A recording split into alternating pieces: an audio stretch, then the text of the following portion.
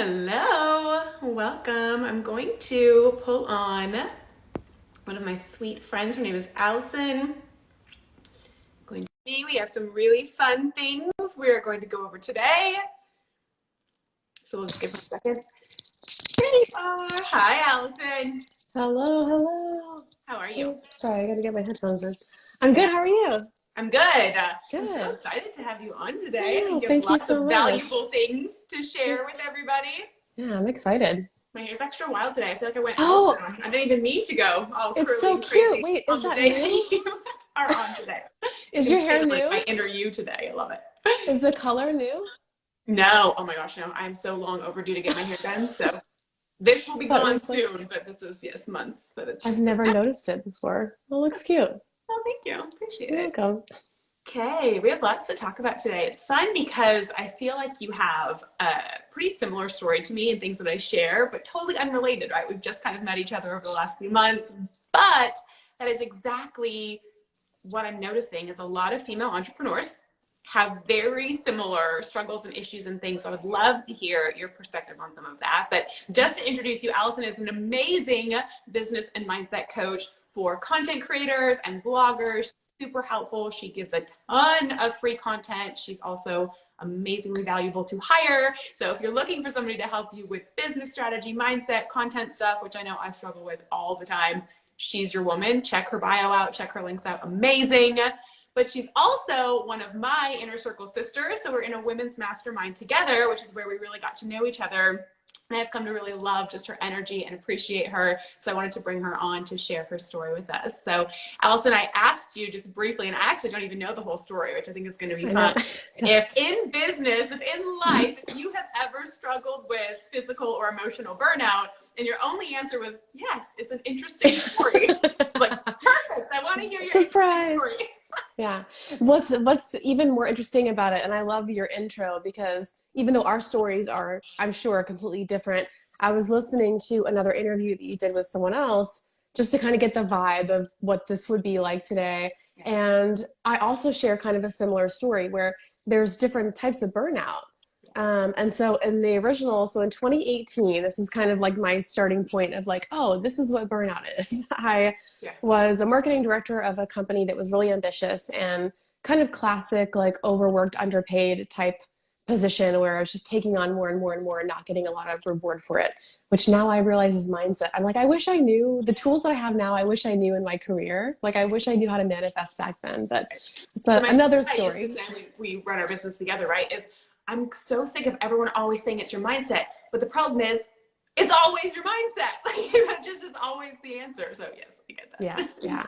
So I remember being on a work trip, and the funny thing was I actually enjoyed this work trip, but I remember coming home from it just feeling like emotional. I was just crying, and I'm like, why am I feeling emotional? And I started to kind of diving into that some more. And for whatever reason, I intuitively knew that I needed to do like a minimalist challenge. This is just to give some more backstory, even though I had a full-time career in this is in 20 I think 2018 is when I finally experienced burnout, but in 2017 my husband got unexpectedly laid off and I was already in a lot of financial fear, and so when he laid off I was like, F this, I'm tired of someone else deciding our financial security, so I'm going to go into real estate. And I'd been in real estate marketing for a long time, went through the whole process to get my license, decided I don't want to actually be an agent, and ended up just marketing coaching for real estate agents. So I had the full-time job and I was coaching on the side, spending thousands of dollars on ads, not a lot of ideas on what I was doing. And I just intuitively knew, like I was also blogging at the time too, I had a self-care blog. If I did a minimalist challenge, I felt like I could start stripping away like what the noise was because I didn't know what the problem was. Um, so I paid $15 for this 100-page ebook from a YouTuber on doing a minimalist challenge. And it was so healing. And I didn't actually know that I was experiencing burnout until I went through that challenge. And I just started stripping away. And the stripping away started with physical stuff. And I just found like every time I was like getting rid of things, I had hoarded lots of, cheap, low quality clothing. And we'd combined our possessions when we got married, my husband and I, and never decluttered anything. So we had I think I decluttered like over 100 dishes, and we don't have kids. Right. Like, why do we need this many? I know, but it's always a maybe I'll leave it later. Never. Yeah, but it's been 7 years. We never used any of it. So I just found, so first I started with the physical space of just like releasing, releasing, releasing. And then I started with my schedule and my time. And then I started with my commitments. And I could share a lot about, we can dive into any of those things you want to dive into. But what I realized was I've got to the point where I basically had decluttered my time.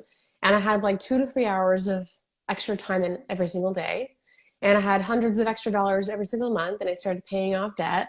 And that's when I started journaling every day. And that's when I first started learning about manifesting. It was the first time I had control over my mind. And like, I realized at that time, like, oh, this career that I'm in is not the thing I'm going to keep doing. That's kind of the beginning of the story. And then that year is when I started turning towards my blog. So I'd been spending thousands of dollars on Facebook ads to attract high ticket coaching clients, which is a core of my business today. But back then I just had gotten so burned out. I was in a niche that wasn't great for me. And I started turning towards my blog that I'd had for probably 8 years at that point. I'm like, I wonder if I can make money with this. And that kicked off a whole other tangent of what I'm doing today in my business. But yeah, that's the story.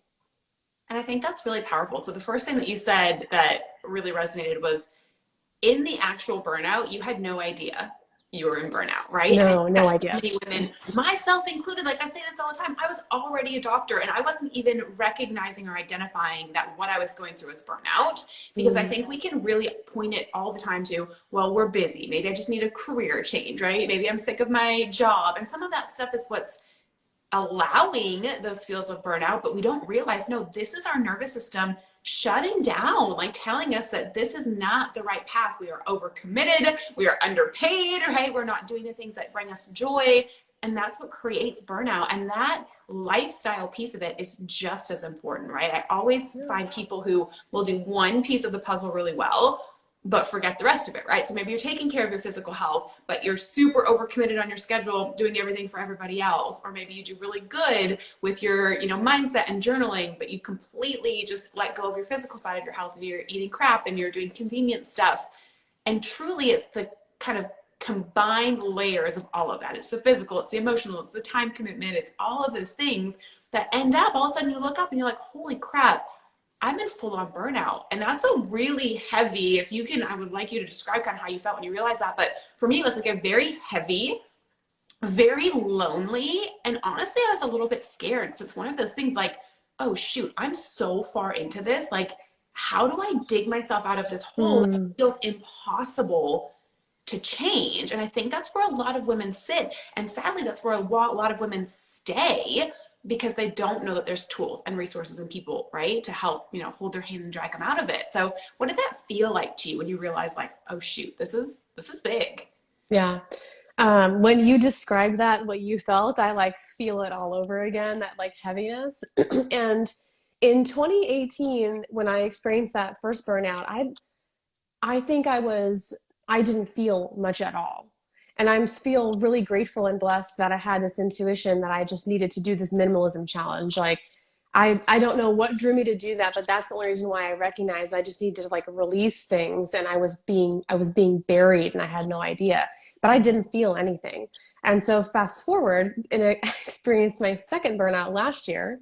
And that was the year where it was just like a crushing weight of responsibility and pressure and emotion, and probably a lot of things just caught up with me from 2020, but I also had a lot of like loss and grief in my family. And then that brought up, loss and grief from 10 years prior, like it all just sort of started bubbling up. And I kept on adding business pressure on top of all of that. Like I never let up, and I was like, oh, I should stop and grieve. And so that last year I really did feel that like crushing weight of burnout, and it resulted in just having to kind of stop everything for 2 months, which was one of the best things I did, but one of the most financially challenging things I did, because last year I had invested so much knowing that I was going to build. and then ended up not being able to make back. So I basically broke even last year, like not even, I went into debt to just like pay my mortgage. And that was, you know, it was so, I felt so much shame around that at the time, but that's what it took to like, again, I just realized like, I'm not going to get to the bottom of this unless I just freaking stop. And actually do something about it, right? So Yeah. again, love, because my exact same story is, oh, on my second round of burnout, right? I really wish I could say, like, I learned my lesson, I did it once, and I like, came back stronger. But no, like, especially for entrepreneurial, high achieving women, like, we tend to, and this was exactly my situation, when I got out of one phase of burnout, I kind of went back to the same things that got me there in a different spin. I made myself feel like I was but I did the same crap, right? I just like called it a different thing. I got busy again. I wasn't prioritizing myself again. I was doing all the things again. And then I ended up with the second, probably more intense burnout, because my second round of it was much more emotional, which sounds like for you too. Yeah. Yep. That's where I had to do the major life pivot. I mean, I overhauled my schedule, my commitments, the amount of people I was allowing myself to work with, because prior to that, I loved working with women. But I have no business running myself ragged, right? Trying to help other people. And it sounds like the same thing. You can take on all these beautiful commitments, but at some point you have to realize you need to build a life and your business fits in there, and not vice versa. I think we just don't do, society doesn't set that up as a thing we do anymore, right? Like, it's hustle culture, grind culture, do all the things. And when you get there, right, when you get to the level that you want, then you can let up. Yeah. Like, especially as women, that's bullshit. Like, that has to be talked about more, that's not okay, because too many of us are getting to that situation where we're physically and emotionally sick because we've worked too hard. And I think a lot of people don't know where, like, what to focus on or what to stop. And that's what happened in, like, from 2020 to 2021. I stopped this early in 2021. Like, part of what led to the burnout again was like, okay, I only have one business. Okay. So that was good. I sold one business. So I could only be having one instead of three. But I was still taking clients every day of the week, including on weekends. Yep. And so one of the big changes I made, even before I crashed in my emotional burnout last year, was only taking clients on certain days of the week and then maxing out how many clients I take. And so now today that looks like, if you want to meet with me, I'm like not quite at my goal. So people think, my calendar is like really busy. They're like, oh, I'm glad you're doing well. I like have a long way to grow still. But if you want to meet with me, you might have to wait until May to meet.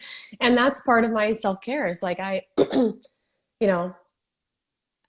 it has resulted in like so much relief. And that's actually the reason why I'm saying this, is because I kind of have a question for you, which is like, so knowing that you've been through 2 burnouts, because I'm like, okay, what do I do to prevent what happened last year? I've got the schedule in place. I've got good physical self-care, but the mindset stuff is still really challenging. So how did you recognize your second burnout? And like, what are some of the things you did to like start restructuring your life? Yeah. So some practical things. Honestly, I remember the day clearly. I tell the story. It's like I was bawling in my office, and I'm not really a crier. I was like bawling, and my husband came in and he was like, what's wrong? I can't even put into words what's wrong. I'm just so overwhelmed. I feel like nothing's working. I literally at that point was ready to just be like, I quit. I don't want to do any of this, right? Like, I always had this like fantasy that like I could just go be a barista somewhere. Like, that's like my go-to like default. And I really felt like my soul was ready to give up everything that I love. Like, I love what I do. But it was so heavy. And at that point, my husband was like, well, cut it out. And he was, but you know how that feels, right? When somebody says that, like, cut out people, don't take on so many people. In my head, I'm like, okay, but that means less people. What are you going to stop? What are you going to stop? Providing, like, there's no way. Yeah. So for me, in a very practical way, the first thing I had to do was start narrowing my schedule. But when you go, I was doing hundreds of calls a month. I mean, my schedule was back to back to back to back. The first thing I did was just start narrowing a morning, right? Because I can't drop people. So I started going like an hour later, and then it was an hour earlier, and then it was an hour later, and then it was an hour earlier. And then eventually I had enough wiggle room where I dropped Monday. So I don't do calls on Monday. So I could have space to do these interviews and connect with people and the things that reinvigorate me. And then from there, I started piecing in things I could do for my own mindset and scheduling that. Because when you're in the pit, I was telling myself, well, I don't have time, right, to meditate. I don't have time to journal. I have all these other things going on. So once I opened up some freedom, I made sure I blocked off like solid yellow lines. Like, you do not interrupt these 45 minutes where I'm refilling, I'm meditating, I'm doing my things, I'm getting excited about life again. And that doesn't waver, right? I have to commit to those times so that I can really show up for everyone else. And then for me, on my spectrum, it's always whenever I'm feeling really out of control in my health or my body, I go back and do my functional testing again, because there's almost always, like, you can't go through burnout and have there not be something off, right? With your hormones or your adrenals or your thyroid or your gut. Like, those are physically areas that get impacted that make it harder to feel like you're gaining balance. So for me, this time I redid my labs, and it had been years since my thyroid was off. My thyroid numbers were wonky again. My hormones were going kind of back to where they were several years ago when I started all of this. But I know it's because I pushed my body so hard and didn't take the time to replenish. So I went back and redid all my labs, figured out what my body was telling me in that season, and then made sure I was also really prioritizing those protocols and that process. The same way, here's really what it comes down to, is exactly what I tell other women to do, I was not doing for myself, right? And that's a pretty it's so thing easy to realize when you're like, oh crap, like I know exactly what I would tell you to do. Why wasn't I doing that? Like, I'm not good to anybody if I can't even do the things that I know are right. So that's really what it came down to. It's like, I know the checklist, right? I know what I would tell someone else to do. Go back through it. Fix your schedule, drop any priorities that don't light you up, make sure that you're double solidly outlining your time, that you do anything that excites you, right? So for me, I love the mindset work. I love brain balancing. For other people, it's singing or coloring or dancing, whatever that is. You have a chunk of time daily that you commit to doing something that excites you, and then figure out physically what your actual imbalances are so you can protect that moving forward, so you can come out of it a whole lot faster. Yeah. I think calendar management has been my, like, it was where I knew the root of the problem was, and it's still the thing that takes the biggest discipline. And I'm sure a lot of people relate to this where, okay, no client meetings on Mondays or Fridays. Yeah. I'll take sales calls, but like sales calls don't require video. So like for me, I'm like, video requires more energy. So I take client calls on Tuesday, Wednesday, Thursday. I don't take more than 4 calls. But my calendars don't always talk to each other. And so then the next area of discipline and boundaries is like, oh, we've got 5 meetings on this day. So now I have to go through and reschedule something. And that's where I get stuck, where I'm like, oh, I really don't want to push this person, or I'm so excited about this new client, or I really want this sales call, or really want to do this interview. And that's where the discipline comes in of like, I know, and this happened, experienced burnout last year, and just stopped doing a lot of things for 2 whole months. I stopped selling my main program, took a big hit, but it was like one of the best things I've done. Because at the end of that, feeling like I had nothing at the time, I started feeling gratitude for like, wow, all these things I accomplished, I was basically like poo-pooing on until I didn't have them anymore. But yeah, that's hard for me to go, go ahead. No, I think that's a really big point too, is I've never been good at celebrating the little wins. And I think that's part of burnout too, is when you look back at all the things we've accomplished, it's like, wow, like we've done some really cool stuff. But in the grind, right, when I was still living that way, in the hustle, every cool thing we did just felt like a stepping stone to the next thing I knew I had to do. For the thing. And we've never been good at, I say we because I work with my husband, but both of us, and we're learning that now, especially having kids and wanting to be able to enjoy those moments. It's like, no, how do you hit a goal and then celebrate the shit out of that, right? Be excited that you got there. Be happy that that's there. Have some time to really enjoy your accomplishments and then go back to work, right? You don't just like rest on your laurels, but enjoying those moments has made a big difference for me. And being really, truly joyful and grateful in the moment for the littlest wins has totally shifted just the way I look at our business and look at our life. And I know for me, for a long time, that was something we never did. I was never even like proud of my accomplishments. It's just like, oh, that's cool, but it's not. Just moving on to the next thing. It's not the thing that I want. And I was never even like happy with it. Now looking back, it's like, oh, wow, we've done some really cool things. Yeah, nope, I relate to all of that. I do the same thing. I have one thing you just said that really is current for me too, is the whole idea of just being in the present. And I think for so long, just like you're saying, everything is a stepping stone. And so I'm never grateful for the thing that happened. I'm just like, well, I'm not at the thing that I want yet. And the thing that I forgot about that I was reminded of too last year is that the goalpost is always moving. Mm-hmm. Right? So like I want 30K months, I want 30K months, I want 30K months, I want 30K months, and then I hit a 30K month, or I get close to it, I'm like, I want 50K months. Yep. And then I don't even celebrate how close I got to 30K months. Yeah. I just move the goalpost and I don't celebrate it at all. And when I was at my lowest last year, and I finally experienced that moment of gratitude at the bottom of where I was, that's when I realized, like, people always say, like, it's not about the destination, it's about the journey. And I'm like, oh, whatever, I don't care. I just care about the destination. But really, like, it really is all about the journey and just enjoying, like, every single moment. I've had so many precious moments with that, like, reswizzling of my thinking of, like, now in the morning when I do my mindset routine, like, I used to get really annoyed because my cat wants to be in my lap and he's like making biscuits and like it's, you know, his claws are digging into my skin while he's getting settled. And now I'm just like, wow, he wants to like sit in my lap and be in this moment with me every day. And it's just like this precious moment. I can feel the affection. Like I feel it in my chest and my shoulders, just this warm tingling sensation. And I get to feel that every single day instead of just like, oh, I'm trying to do my thing. And I have that with so many moments, like with my husband and with watching TV at night, or life is so much more wonderful and precious when I'm not rushing to the next moment. Yep. And I feel like that is exactly what so many women need to hear, right? It really is, as cliche as it sounds, it really is about that journey. What I teach women is like, you can get to the summit of success, right? You can make the money, you can have all the things you want, you can go on the vacations. And this was my story to a T. Like from the outside, our life fucking rocks. Excuse my language, but it's amazing, right? I have an amazing life. We vacation, have a wonderful family. My kids are awesome. We get to do whatever we want to do.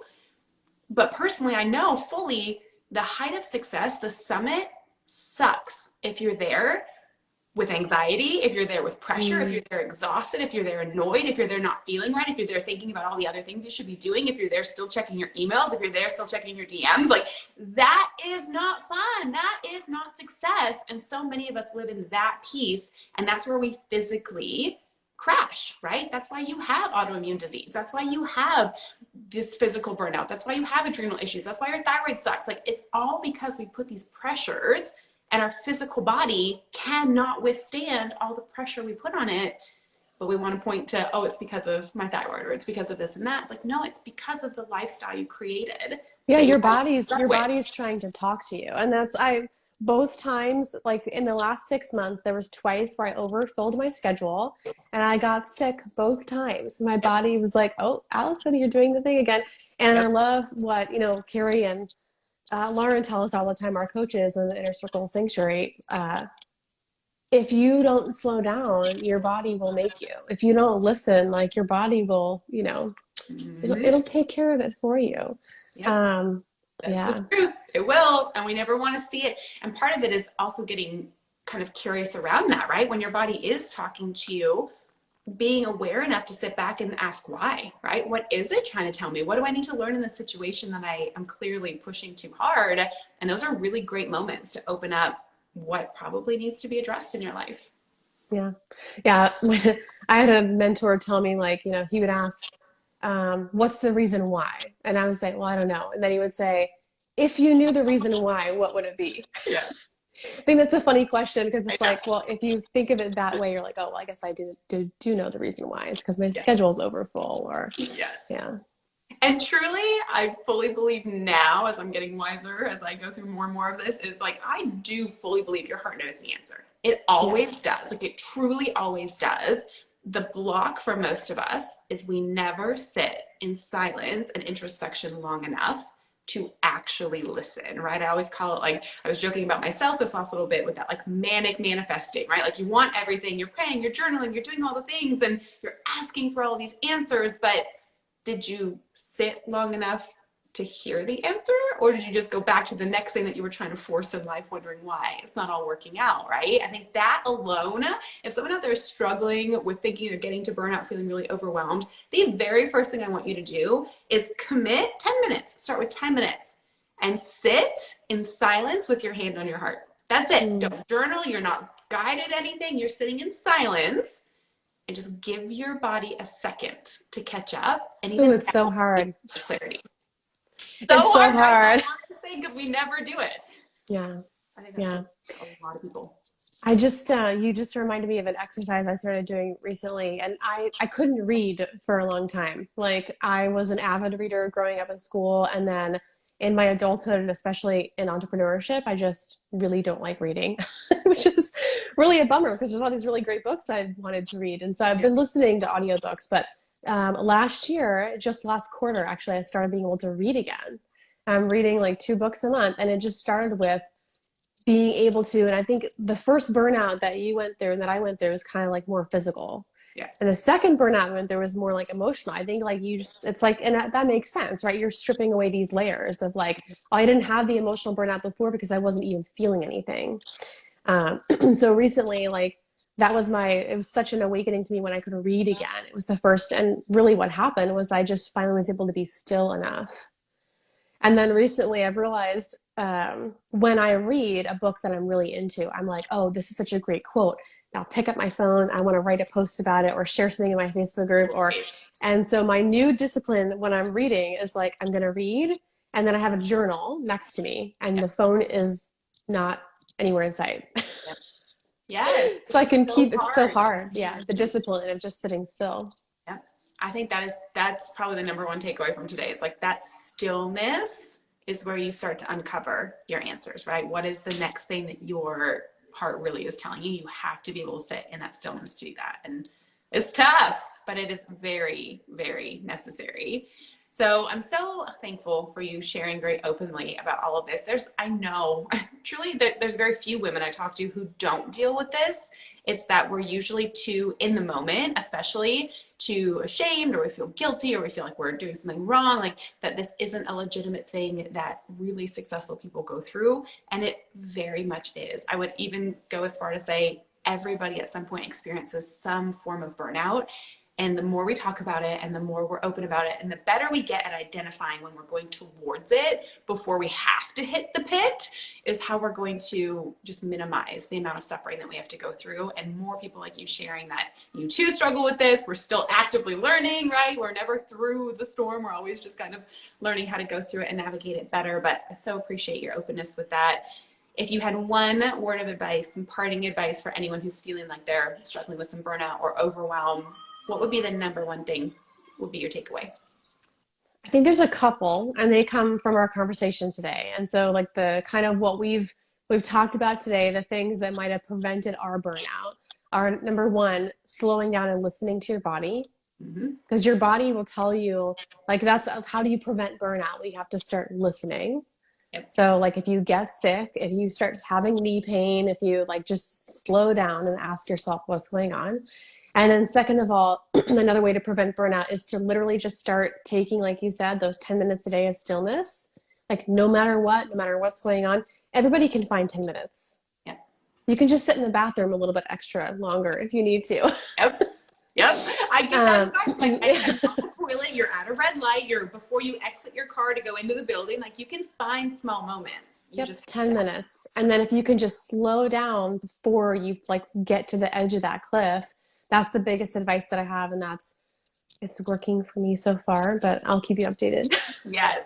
I love it. No, I think that is perfect. Those are great things people can start doing right away. And then I highly recommend if you're physically feeling those signs of burnout, reach out. Let's get you some good testing. Let's make sure we're supporting your body and your nervous system to really minimize the physical symptoms of that. But it is full parts, equally physical and emotional when you're going through burnout. So making sure you're handling both of those.